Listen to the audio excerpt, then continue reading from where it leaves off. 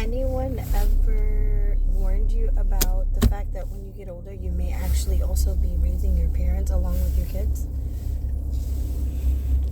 I know that was so random.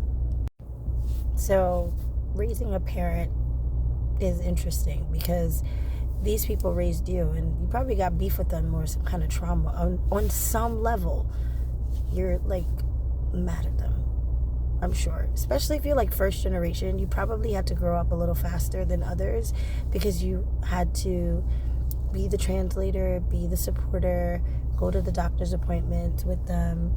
At the time, they were making their own appointments, and now they act like they don't know how to do it. I don't know how to do it. You have to do it for me. Yeah, that's a thing. Then also the fact that, you're accidentally co-parenting with them. So yeah, my plan was not to be like, oh yeah, mom, watch my kids for me because I ain't got no man. No, that just kind of happened. And that was never the plan. However, now that we're here, we support each other, right? So it should be cool to watch them, right? No, it's not. I'm going out in the street to go be a hoe. I wish I was. I really wish I was. Me and my goddamn standards keep me down. Fuck. But more importantly, it's more so the fact that you're trying to meet them halfway and they're very quick to judge. So now the trauma that you've been trying to escape, you're almost still cycling it in to the new way you're raising the new generation of kids. And I'm trying so hard to not make that affect my kids, but it's really hard when we all are under one roof just trying to make it work together. They're independent, yet they're not independent at all. Like, they just won't do certain things for themselves, and they want you to do it. And then, like, if you can't do it, you don't do anything at all.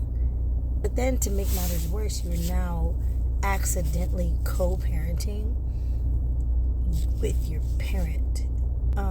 And this is very heavy on a very cold Saturday morning here in New York City. Gotta love it. It's now a whopping 12 degrees out here. It's fantastic.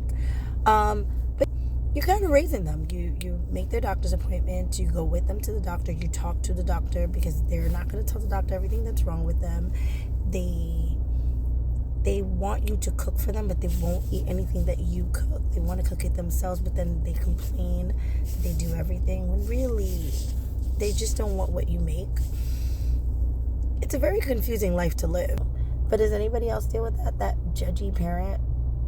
That independent but not so independent parent that you now have to raise along with your own kids? Yeah, it's wonderful. It's a blissful life. Off to work I go. Okay, bye.